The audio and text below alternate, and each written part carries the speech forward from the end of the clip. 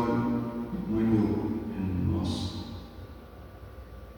Então, se eu estou num território que não me permite a terra, o acesso à terra, mas eu reconheço aquilo que está no território como terra, produzindo, nós juntos mudamos a história. Agora, quando eu me entrego para aquilo de lá, que gera a possibilidade, sabe, do escapado supermercado, que humaniza a minha relação com o alimento que eu consumo, que eu dou para minhas crianças, no meio, eu começo a mudar dentro da minha alma a compreensão do nosso direito à vida. Nós não estamos aqui para sobreviver.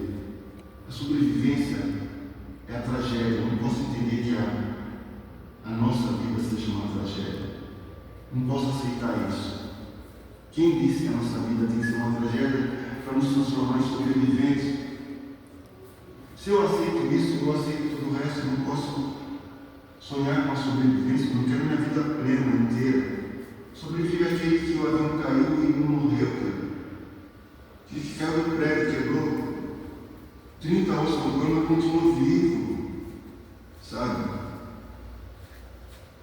Barco afundou, eu percebo o que é ser, né, um homem negro numa terra de brancos, né? De colonizadores, de fazendeiros, de coronéis. E esse bairro negro chamado São Bernardo é um bairro que também era chamado de Congo, então era um bairro do samba de roda, das escolas de samba, nasci no meio de duas escolas de samba, um clube de baile que tinha do lado da minha casa. Comecei a ter um contato assim também com o tambor, desde pequeno, menino, mas tambor, né? Presente o tempo todo no samba de roda, sabe?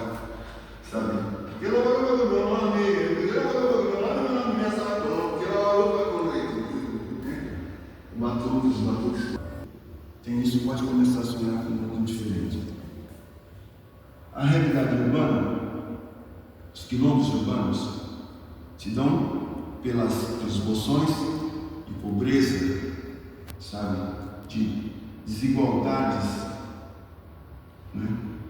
Mas é preciso que nesses bolsões, que chamamos de território, chamamos de quilombos urbanos, que se incorpore a ideia de território, que o território não é meu, é nosso.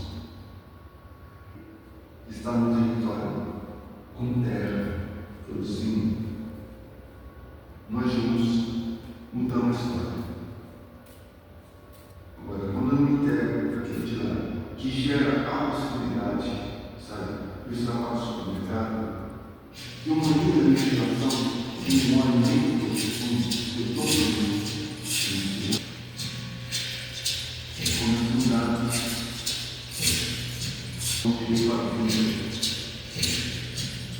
Nós mudamos a vida. É a tragédia.